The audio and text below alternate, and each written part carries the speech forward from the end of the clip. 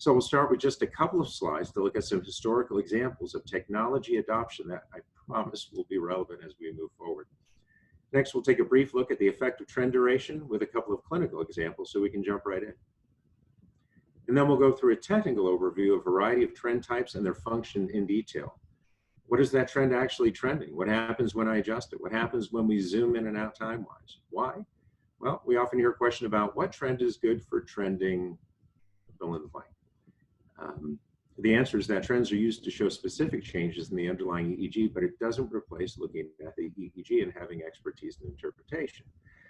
And so understanding what the trends are showing answers a lot of those questions, but it's still about the underlying EEG.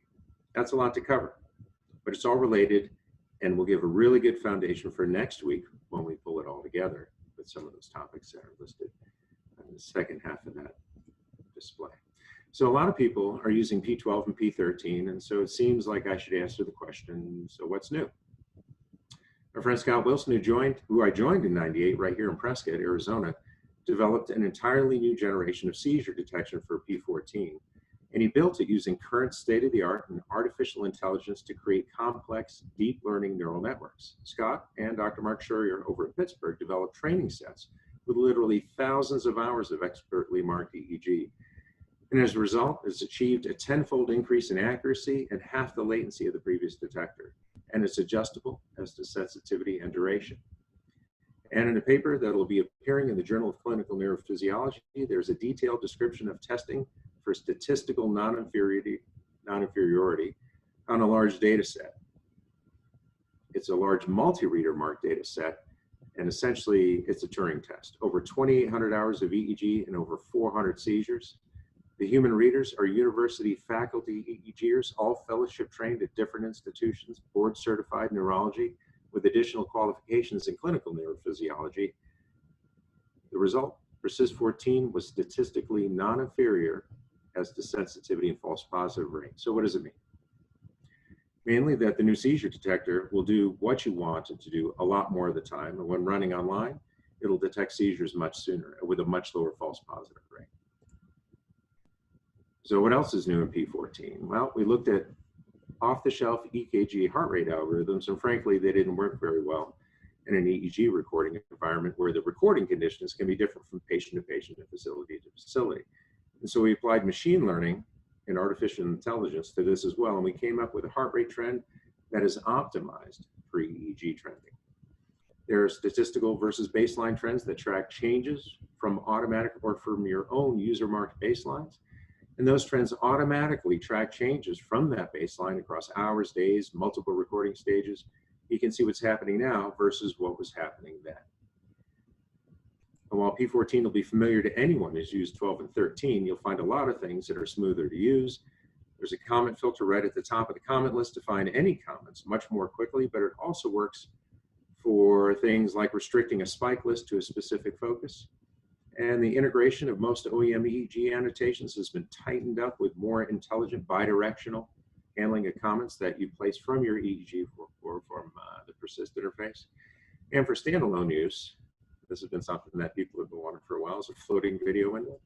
And you also have a standalone database now that you can leave open as you're opening recordings. So here we go. And suddenly we're at the 1911 Indy 500. This is the very first one. And so why is that man looking like he just innovated? Actually, Dorothy Levitt was the first, a few years ahead of Ray Haroon. In her 1909 book, Women in the Car, she said the driver should carry a little hand mirror in a convenient place when driving and can use it to spot traffic behind him. And so then there's the first Indy 500 race in 1911. I don't know if Ray read Dorothy's book, but there were 40 cars at the start. 39 of those cars had a driver and a mechanic. Only one of the cars, driven by Ray Haroon, had a lone driver and a lightweight rear view mirror. 11 of those cars finished the race, and Ray Haroon's car finished first. So what's the point of that? Well, essentially, mainstream adoption always takes some time because Elmer Berger was the first to patent the rear view mirror in 1921 and began making them for passenger cars in the US. And then here in the year 2020, at least where I live, we're still waiting for mainstream adoption. So people will begin using them at some point in my town. Anyway, let's look at pulse oximetry. because the adoption of that depended on a series of technology advancements that started actually in the early 1940s. Adoption for clinical use didn't begin until the 80s and 90s because reliability, accuracy, ease of use, they had to reach a certain level before it made sense to use it at the bedside. And while pulse oximetry doesn't replace arterial blood gas, it has displaced it in some applications, but more importantly, because low risk, ease of use, and the real-time measurement of tissue oxygenation has become commonplace. It also means something else, and this is important. Clinicians have developed deep domain expertise through ongoing daily use. So how does this compare with continuous EEG? Now we know that recording and reviewing of continuous EEG in the ICU is a resource-intensive thing, and it's challenging because there's a wide range of clinically important changes that can be expected. Before the advent of digital EEG, we rolled a pen and ink system over to the patient and we recorded a limited amount of paper. In the 90s, we could record an entire day of EEG to digital, but prior to that, you would do time samples of EEG and seizure detections. And so up until then, there wasn't really an overwhelming amount of data to review. And so first, we added a lot of EEG duration, but we didn't really have a way to get through all that data. Then in the 2000s, we went to a whole nother series of technological advances. Video went from analog tape to digital, and having easy access to that made it so much easier to answer a lot of questions. We start seeing early EEG trending, and there's some great early papers, but physiological and electrode artifact make it hard to use on a day-to-day basis. Sometimes you just got so much junk, but physiological artifact is generally a good sign, so it's not so bad. Here's some really early spike in seizure detection, but computers in those days weren't very powerful, and artificial intelligence had to be handcrafted to avoid the pitfall of making the right decisions, a small training set for all the wrong reasons. And actually, that's still true today. And something else to consider before we worry too much about AI. Take one row of squares off of a chessboard, and the most powerful AI chess algorithms fall apart pretty quickly. Humans could tackle that change on the fly. And so you have to have a good understanding of the problem and also its potential variations.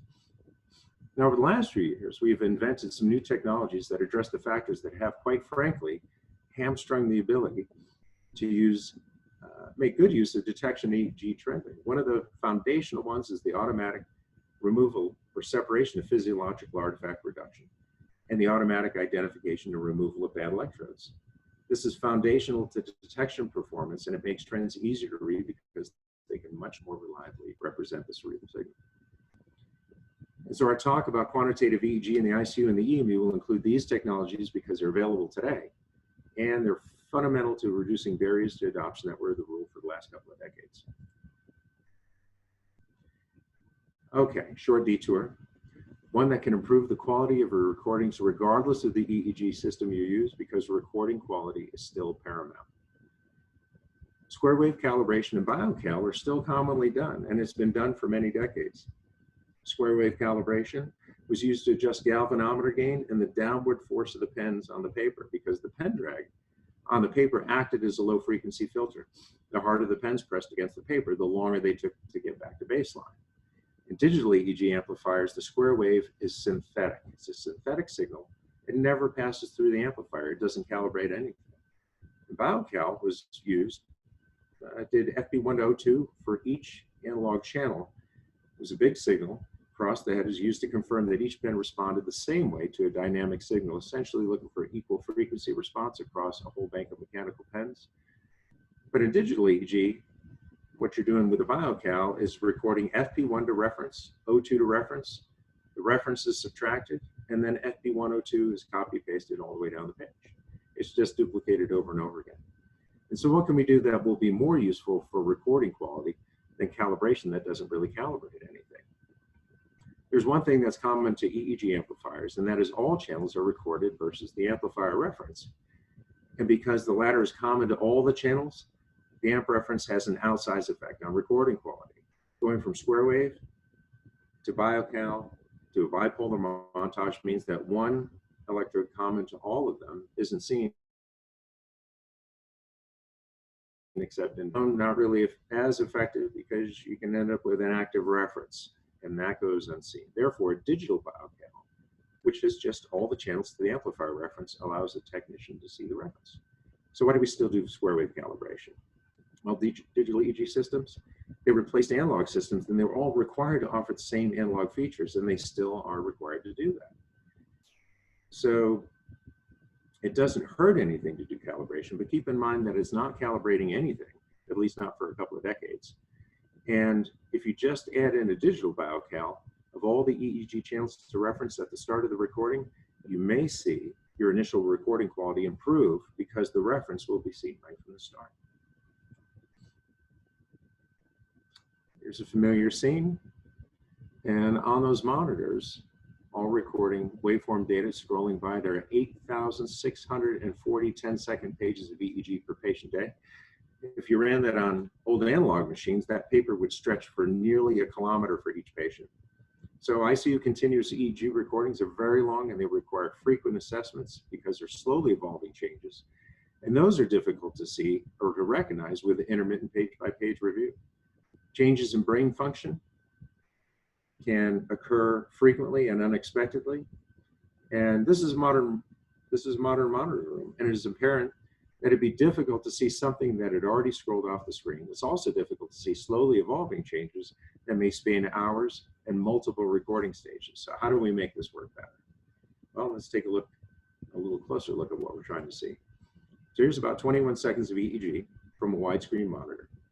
And there's the question: how do you know if a clinically important event has happened if the monitor is viewed after that event is scrolled off the page? Let's add more pages. Here's 160 seconds of EEG in 3 rows from left to right. And by the way, sometimes viewing EEG can be handy in this way, so there's a way to do that in the software, obviously. So here's the same 160 seconds of EEG with all but the most recent 10-second shatter. So when you're watching multiple patients, it's just difficult to keep track of what patient is doing what, to notice slowly evolving changes, and to do all of that across shift changes from monitoring personnel and multiple competing priorities for attention. So in a nutshell, the rate of missed seizures during monitoring is probably higher than assumed, and we know that inter-reader agreement during careful review is lower than assumed. So here's the connection with a rear view mirror. Would it be easier to see what is happening over longer periods of time if, in addition to traditional EEG displays, that the patient's EEG is also trended? And what if those trends for each patient was available in a central location? Or is it easier to do that on multiple displays, each with 10 to 20 seconds of history? So the conventional wisdom says it's the latter, but we know empirically that's not the case, because you can't know about something that's scrolled off the screen without seeing it. And humans are, by and large, really not optimized to a whole lot of waveform data in memory. And so we've talked about EEG page duration. Let's take a quick look at trend durations. And we'll look at these more closely as we go through each of the individual trend types. So longer trend durations are helpful when you're trying to look at slowly evolving changes, but with about 1,600 pixels, or about half that on the split screen, or if you have an HD monitor or 4K monitor, you're still trying to display 14,400 epochs of data if you have a 24-hour trend up there. So epochs are going to have to be dropped if there are more epochs than pixels. Epochs are each time slice that you're analyzing. So nevertheless, if you're going to be looking for changes that span hours, then zooming out makes sense. But changes that span seconds may not be that easily seen regardless of the screen resolution you're using. Now, shorter trend durations can be helpful for looking when you're looking for shorter duration changes like seizure hunting. With a 1-hour trend, you still get a significant amount of data reduction. You go from 8,640 pages down to 24 pages. So keep in mind that trend durations are adjustable, so adjust them. Feel free to zoom in and out. It's a control right there in the toolbar, and it's helpful to get that perspective. Conversely, here's an example of seeing very little change across a 1-hour trend. But if we zoom out to 24 hours, that very slowly evolving change can be seen very easily. So it's not good or bad, it's just changing your level of magnification. So let's take a closer look at each of the major trend types and explore them in greater detail. To do that, we're going to organize our explanation based on the EEG feature that is represented. First category of trends are based on the output of detections, event density, and rate trends. So here are the seizure detection trend is displayed at the top of this page, along with other trends in the trend panel. Seizure detections can be displayed as text comments and as event density, which is that seizure detection, the upper row. And we also have a seizure probability trend. So seizure probability scales from 0 to 1. And so rather than just getting a yes or no, a detection or no detection, we get to see the algorithm's probability calculation pretty easily. Higher deflections indicate higher probability, and being able to spot lower probability trends, even ones that don't trigger the detector, complements the other trends nicely. Let's look at spike detection trends. A list of automated spike detections is probably not the most useful, informative, or efficient way to look at spikes because it does a poor job of answering any of those preliminary questions, like are there spikes or sharp waves? When are they happening? Where are they happening? And how frequently are they happening? And what rate are they happening? But that's the way that spike detections have been represented since automated detection started actually in the 1980s. Now this EEG page is displayed at a point where the spike rate is low towards the left end of this trend. So displaying the spike detection events in the trend presents the information in a way that provides some additional context. The spike detection's all foci, count per second trend, it's a spike rate trend. At 1 per second or less, the line extends up a third of the way up. At 2 per second, 2/3, and at 3 or more per second, you get the full height of the trend. Appearing below that spike rate trend is a trend that indicates where the detections are greater or equal to 3 per 10 seconds.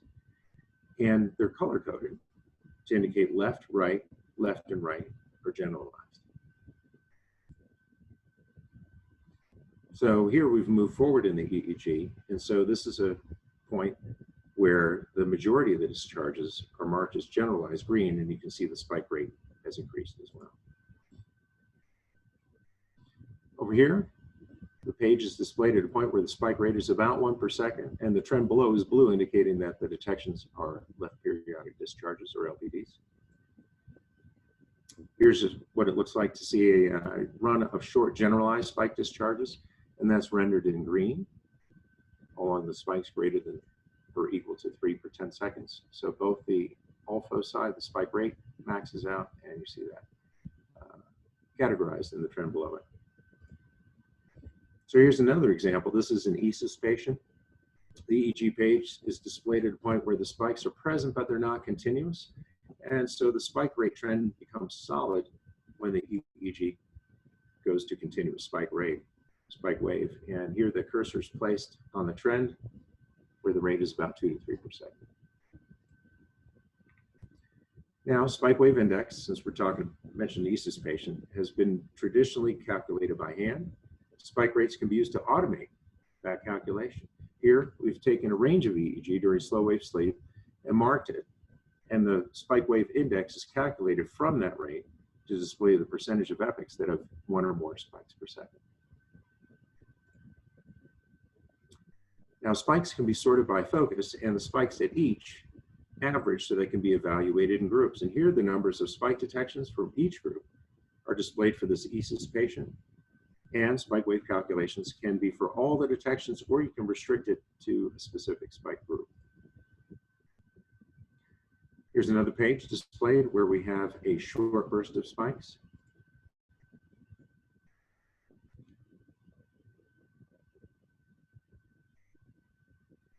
And here we are. Okay, this is updated. These short spike bursts, when averaged, they look like a single spike because the activity before and after the peak varies by the discharge. So it looks like a single spike, but if we go into the average, we get to view the individual detections back to back, and we can see that many of these are part of the spike burst. Next category, trends, heart rate. So this is displayed along with the EEG trends, and in this implementation, we're calculating the median of the last 15 beats for the calculation for heart rate. And here the change in heart rate before the seizure and the increase in heart rate during the seizure.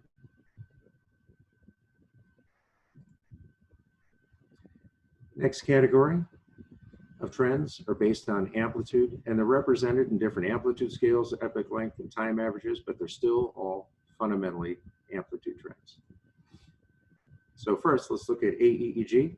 It's important to notice that AEEG is a semi-log, as shown here. The bottom half of the scale is 1 to 10 microvolts. The top half of the scale is 10 to 100 microvolts in steps of 10, 25, 50, and then 100 microvolts.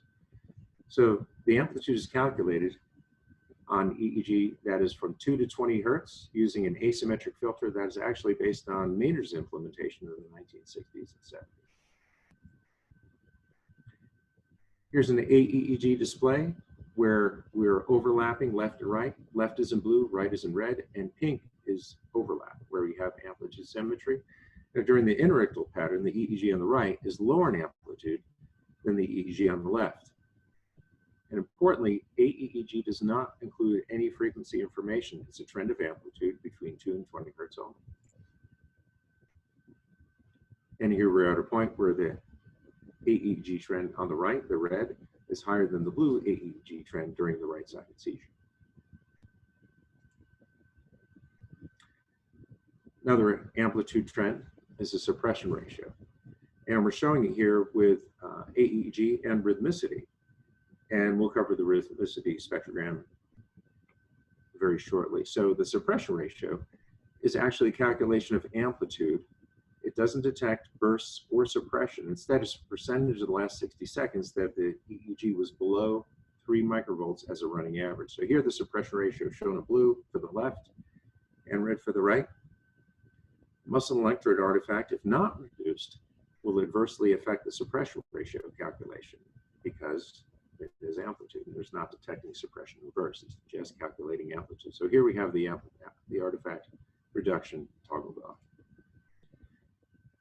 And as an aside, on AEEG, during suppression burst, the amplitude alternates between very low and much higher amplitude. And so the characteristic pattern in the AEEG trend is that it'll become thicker.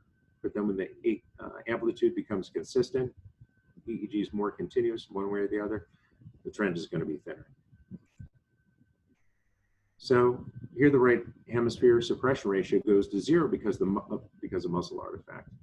Artifact reduction is toggled off here, and traditional waveform filters are not really effective at sufficiently reducing muscle artifact and preserving the cerebral signal. So when we toggle the artifact reduction on, the muscle artifact is spatially separated from the cerebral signal, and now the suppression ratio reflects the cerebral signal for both the left and the right hemispheres. Lastly, let's look at the peak envelope trend. This is an amplitude trend, and like AEEG is typically 2 to 20 hertz. On the other hand, different epoch length. So AEG is very short epoch lengths from 1 to 2 to 3 to 4 seconds, depending on the implementation, usually 2. Here, as typical, the epoch length is 10 seconds. So the maximum amplitude during that 10 seconds is going to push up the peak envelope trend. It's not used as often today because it shows less information than other trends. In this example, the peak envelope trend shows the deflection with an increased amplitude during the spike wave seizure. Now, the next category of trends are based on the measurement of amplitude by frequency using the fast Fourier transform. Band power is amplitude by frequency range. Ratio trends are ratios only, and they do not include any explicit amplitude information, and that's really important to keep in mind. So how does FFT work? This is just a view of EEG that's deconstructed. And what the FFT does is it takes the EEG apart by frequency bin and creates a series of sine waves that if you reassemble them, you could get the original signal. Anyway, they measure the amplitude of the EEG in ranges or bins. So here's a display of using FFT amplitude, and it's doing it in what we call D-tab or delta theta alpha beta. From top to bottom, left hemisphere and right hemisphere for each frequency range. And the cursor here is placed at seizure onset. The lower trends deflect before the uppermost trends as the seizure evolves from fast to slow. And there's the cursor set at seizure offset. So you can see as the seizure evolves, you get the staggered appearance on the frequency band trends. Here's a trend showing alpha delta ratio, and that's a ratio of 8 to 13 hertz over 1 to 4 hertz power, sometimes 6 to 13 hertz. Averaged over time, in this case, a 2-minute running average. And ratios can go very high because the denominator is 1 to 4 hertz, but the typical scaling is 0 to 2. Amplitude trends, specifically AEEG, are helpful to have with any sort of ratio trend. A cerebral silence recording can have perfectly good ADRs. So think about that for a moment. You can have very little amplitude, have good ADRs because it's averaging just minimal amount of signal for calculating a ratio on that. So with ratio trends alone, amplitude changes may not be seen because they show only the changes in relative frequency content. Here's a relative alpha variability. This is a ratio of 8 to 13 hertz over 1 to 20 hertz power. So the denominator is the full 1 to 20 hertz power. And power is amplitude by frequency. This trend is not traditionally averaged over time. In this case, it's using an 8-second epoch length. The ratio will never exceed 1 because the denominator is 1 to 20 hertz. It's not a measure of variability. So relative alpha variability does not measure variability, it's a ratio. The variability is done visually. So an RAV trend that continues to fluctuate has higher variability than one that remains flat. Next category of trends are based on amplitude measurement of the rhythmic and periodic components of the EEG. So this is an introduction to three-dimensional trends where the horizontal axis is time, the vertical axis is frequency, and color is the third axis for amplitude.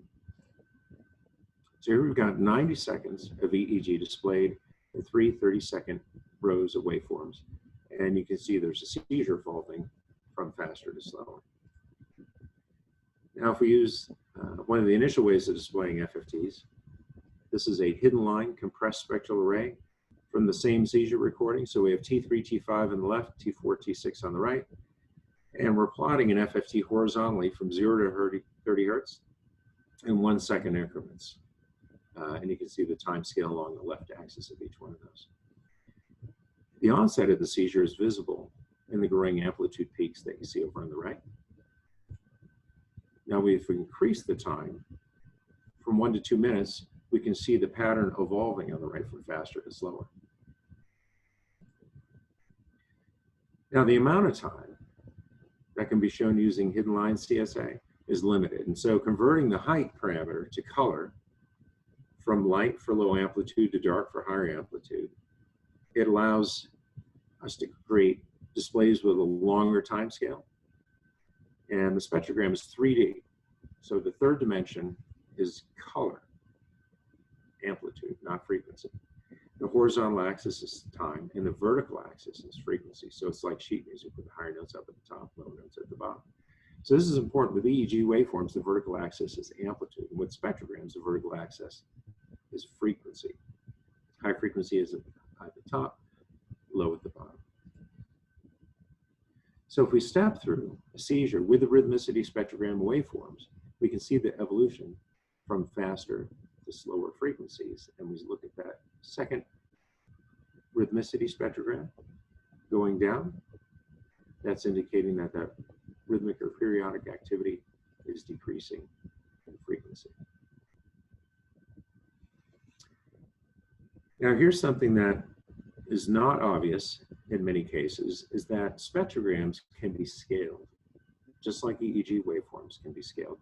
If it's too low, you can increase the gain. If it's too high, you can decrease the gain. So here's an amplitude range, and we've selected it from 0 to 3 microvolts, and the patterns in this rhythmicity spectrogram are pretty easy to read. So when we describe the scaling of spectrograms, rhythmicity or FFT, the notation is microvolts per hertz. And why do we do that? Because the amplitudes are represented by color variation, and they're plotted vertically by frequency. So microvolts per hertz or amplitude by frequency. That's all it is. So here the amplitude is scaled up to 10 microvolts. So we're going 0 to 10, and the patterns just become too faint to read very easily. And if we go down to 1 microvolt, the patterns are too dark. So let's look at time scale. The duration of each trend page is also important to select accordingly for what you're looking at. For seizure review, 30 to 60 minutes is commonly used, but here's a short spike and wave seizure, and we can see it in the rhythmicity spectrogram at a 1 hour duration. There's little evolution during this, and so the seizure components appear as a band and block in the spectrogram. But then we set the duration to 4 hours, and the seizures are only visible in the trend as a thin stripe, as are the seizures that follow. Now, the next category of trends are again based on amplitude measurement of the EEG by frequency. These are also three-dimensional trends. In the horizontal axis is time, the vertical axis is frequency, and color is the third axis for amplitude. So again, referring back to our hidden line compressed spectral array for the same seizure recording, T3, T5 on the left, T4, T6 on the right, and we can see a pattern of evolving amplitude from faster to slower on the right. So that third dimension is still amplitude, but where the rhythmicity spectrograms display just the rhythmic or periodic components, the FFT spectrograms show the amplitude of the EEG, regardless of whether it's rhythmic, periodic, or not. FFT spectrograms use multiple colors to represent changes in the amplitude by frequency. So here, the FFT spectrogram, we've set the color palette to use a traditional red yellow scale. So FFT spectrograms can be rendered in different color schemes. This is a red, green, blue RGB. Lower amplitude is in black to blue, green, yellow for mid-scale, and red, white for the top of the scale. So let's look at the effect of scaling on a carotid endarterectomy.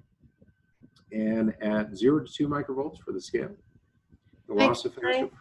Yeah. Sorry, my apologies. Can I just take a moment? There's been some requests from the audience. If you could use a pointer, that would be helpful. Yeah. There's some uncertainty about the, oh, great. That would be wonderful. Also, I know it's nothing that we can help now, but for those in the EU, apparently there's a bit of a lag between the audio and the video. So we'll be sure and make sure that this recording is available to those of you for, well, everyone, but especially for those who are experiencing the lag, and our apologies. Thanks, Mike. Go ahead. Sure thing. So there's that Z-axis range. You just click on the axis and you can change that.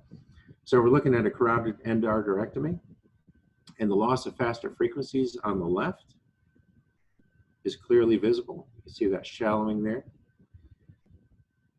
So also note that the values are square root. So why do we do that? The amplitude of lower frequencies is usually much higher than the amplitude of higher frequencies. So when you're using microvolts or microvolts squared, finding a gain where changes in delta theta and alpha beta simultaneously can be difficult without rescaling. So by taking the square root of every one of those values, the difference between the bands is reduced, and the sensitivity of the trend across the entire clinical frequency range is improved. So this is set to 0 to 2, and we're using the entire range of that color band. Now, if we go and increase this up to 3, it uses less of the color scale. So changes in alpha beta are still visible, but changes in lower frequencies are more difficult to see because we're only using a portion of this.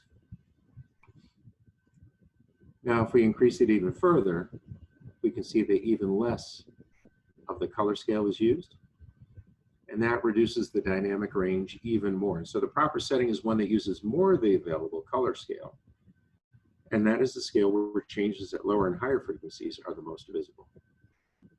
So again, going back, here we're using the entire color scale, where we see red blooming at the bottom for the lower frequencies, but we can see the changes at the higher frequencies. And as we turn it up so that the gain is too low for this, there's still changes, but we're using a much smaller portion of that color scale. So let's look at the effect of trend duration. Here we're set to 1 hour. And this is a recording with 3 Hz spike and wave seizures, about 14 seconds long. Now, FFT spectrograms show all the amplitudes, not just the rhythmic components. And so the seizure patterns are visible, but they're not easily distinguishable from non-rhythmic or non-periodic activity. And over here is where that cursor is placed at the onset of that seizure. And of increasing the trend page to 4 hours, we can't really discern the seizures in the trend very well. There's one, because I know where they are. Here's another one, and here's another one, these three. But you can see state changes begin to come into view. So over on the right, you can see for left and right spectrograms, towards the latter part of this at 4 hours, we can see a lot of slow activity that's continuous appearing at the right end of that trend. So the more time we put on, you can see slower evolving changes, but you can see very short changes in an FFT spectrogram. Now, trends are arranged by hemisphere. So we've been looking at left hemisphere and right hemisphere trends because we want to optimize the amount of room in the display. But in some morphologies, varifocal changes can be difficult to see. And so when that is encountered, the easiest approach is to switch to a panel that has individual trends per channel. So another option is you can right-click on one of these gray control bars and select replicate a trend and just select whatever trend, whatever channel, individual channel you want to trend. Now, this is an example using neonatal seizures. They're commonly very focal by comparison. And so trending by channel is usually best. Here, there are 2 neonatal seizures visible in the trends, but the second one, pointing to here with the mouse, is a bit difficult to see. Now, if we go to rhythmicity by channel, we can see the first seizure very clearly, and the second seizure shows up more easily in the trend at this point. I'll just leave the mouse there for just a second.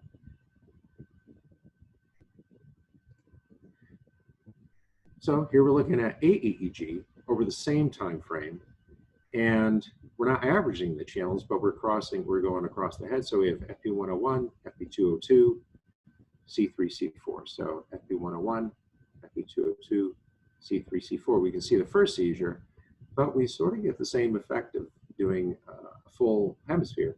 Is the second seizure is a bit difficult to see.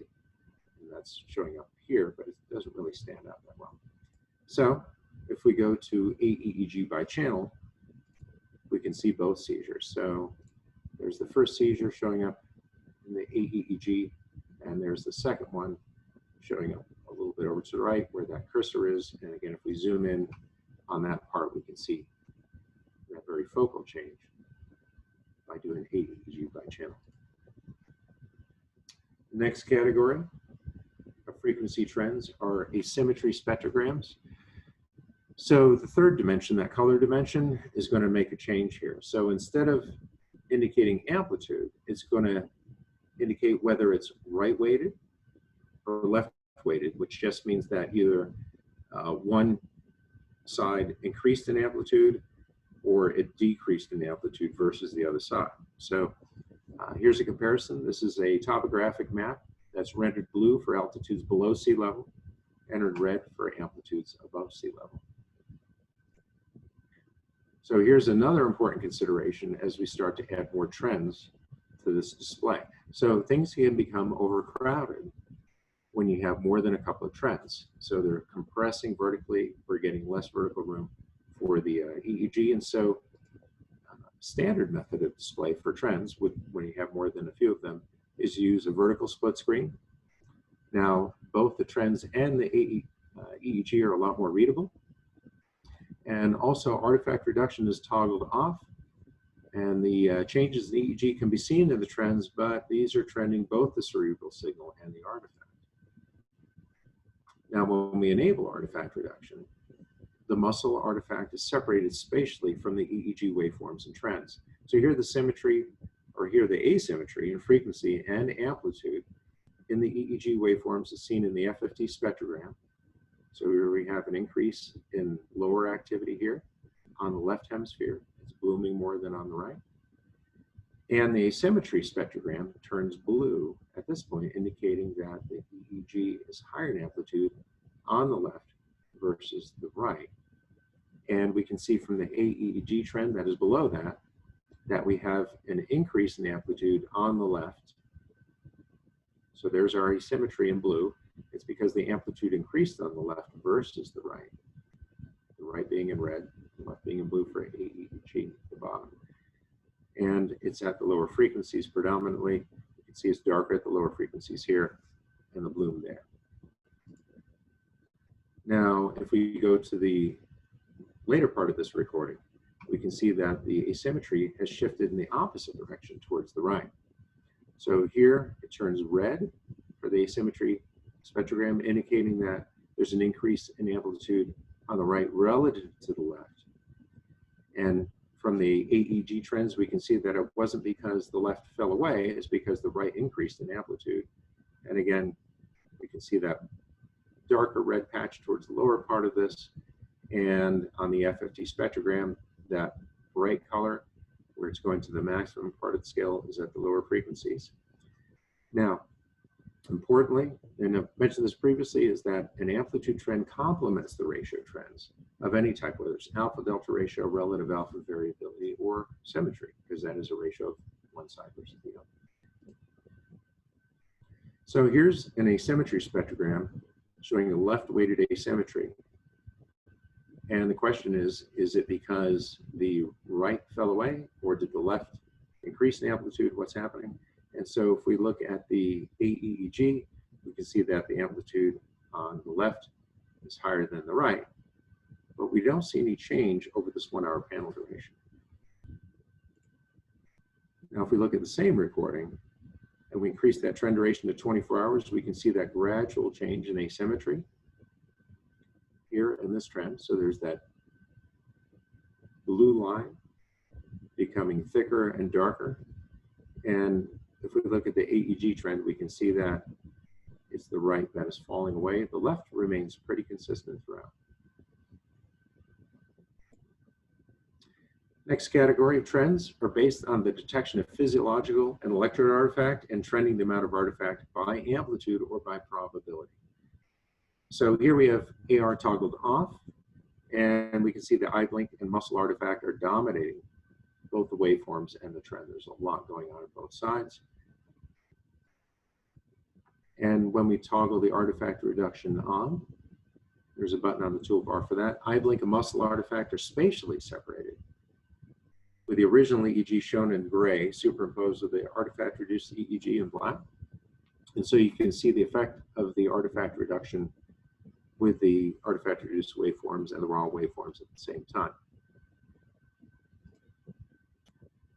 So what are we tracking here?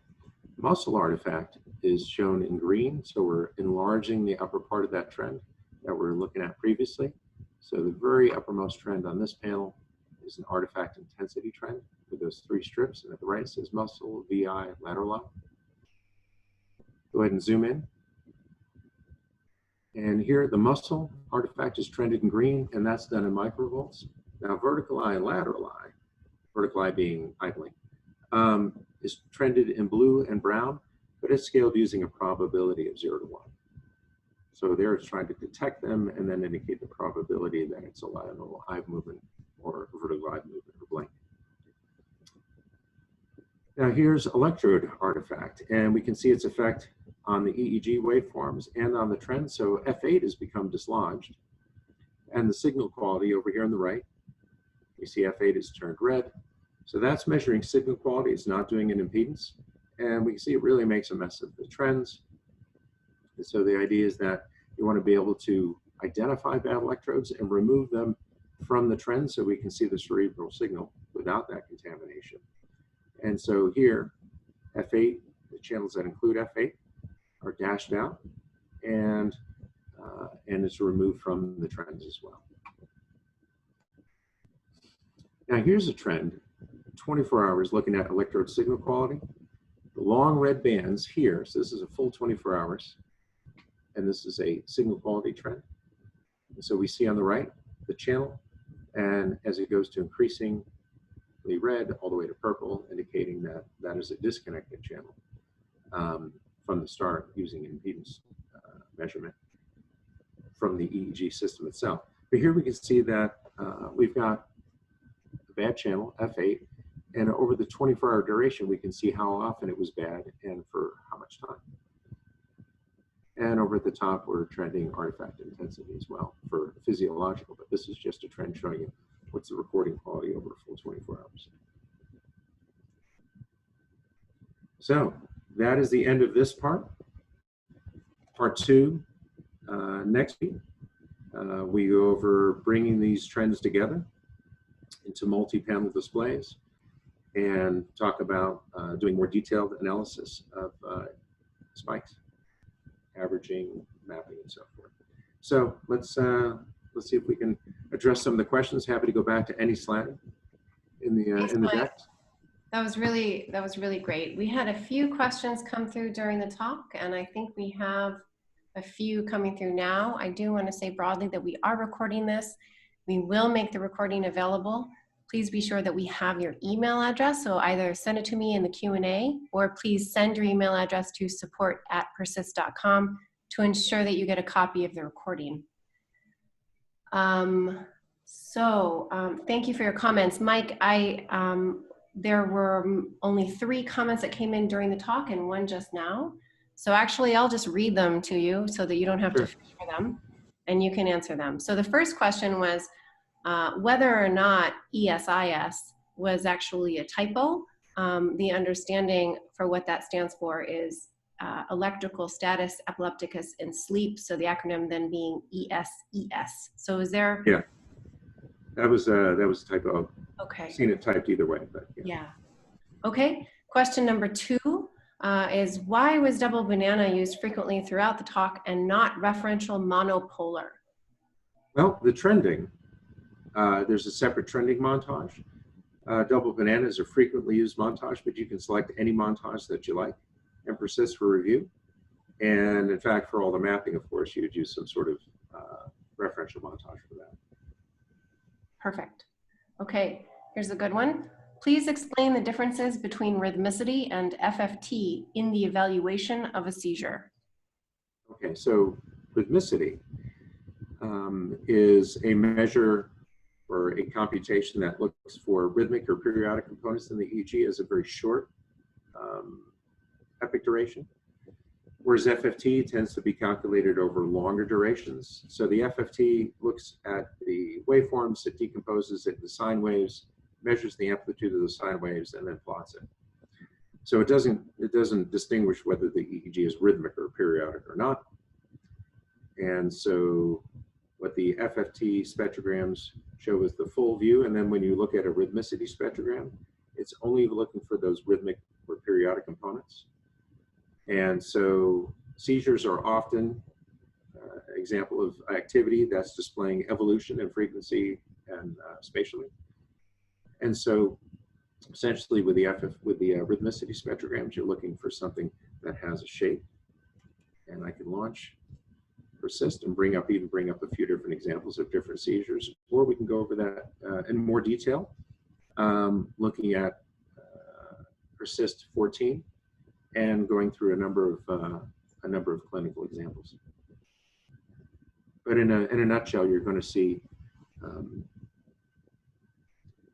higher resolution and a subset in that. So if I go back through the slide deck,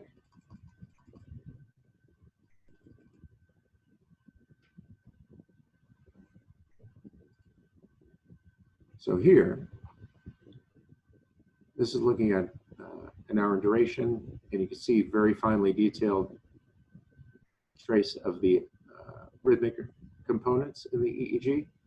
And when you look at that same sort of seizure in an FFT spectrogram, you don't get that same level of resolution. This one is a seizure that runs over a longer period of time, and the predominant pieces of that are rhythmic or periodic, but they change in amplitude and frequency, but you can see how this is blockier.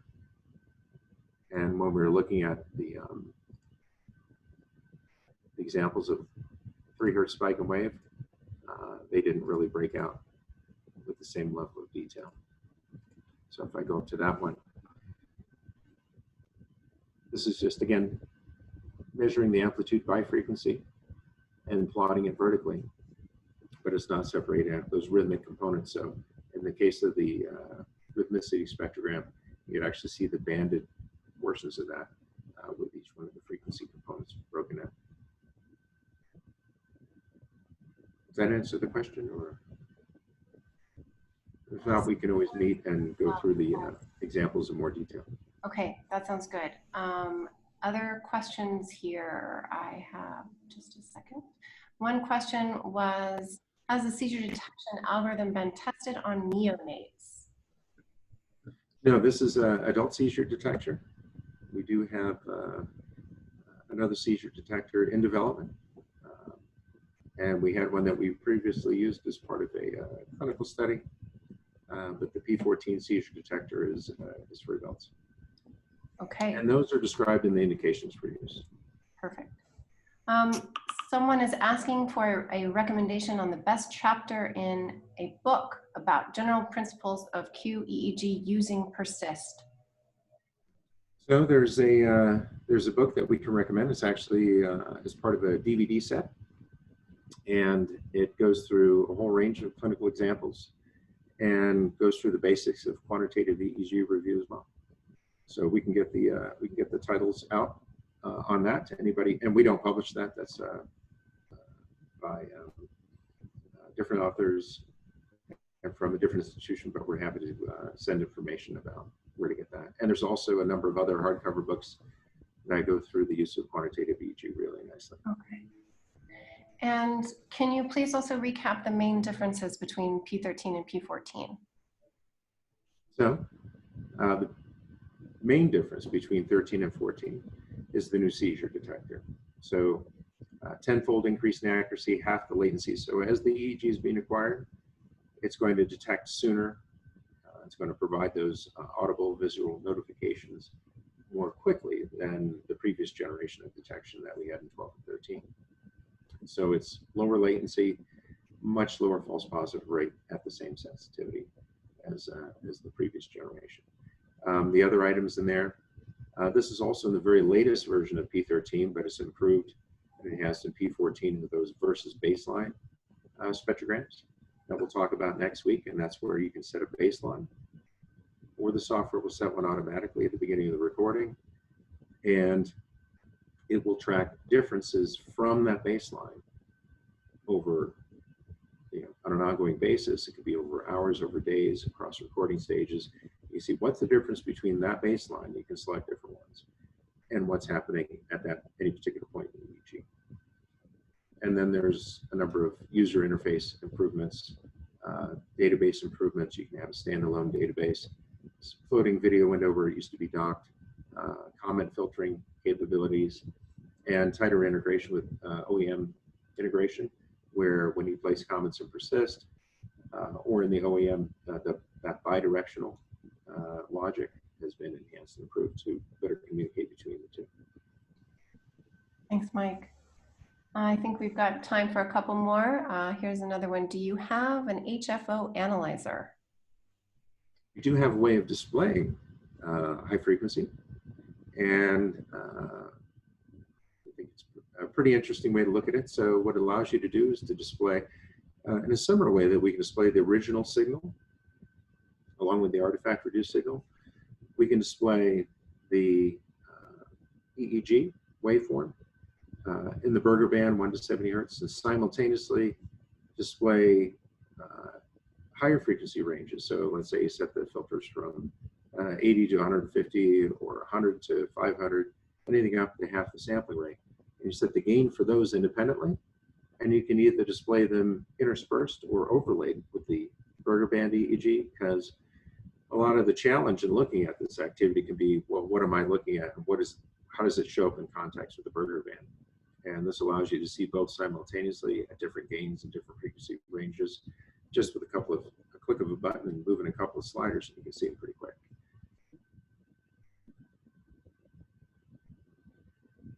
Okay, thanks, Mike.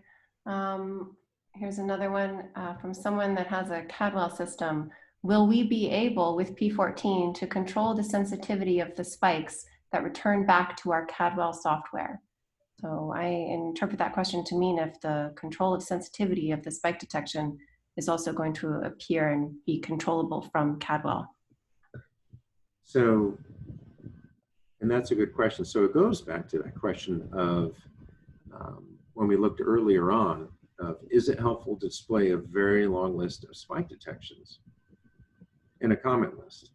And sometimes that's true, but a lot of times it's not, especially with ICU patients. You can get just a whole lot of discharges, and having a very full comment list is not helpful. So Persyst does provide a way in software for the OEM to make that adjustment on their end, and they can show more or fewer, adjust the sensitivity. If they haven't implemented that, then we have another way of doing that, which is in Persyst, you can actually say, I don't want all those comments to fill up into my Cadwell, Natus, the Encoden, Micromed.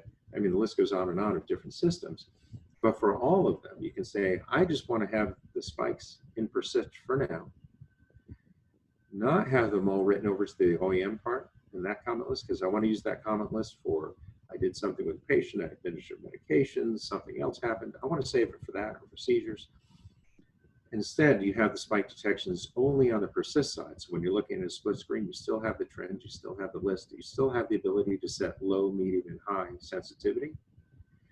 And there is a way after that to say, I'm just going to pick my exemplars and send those over.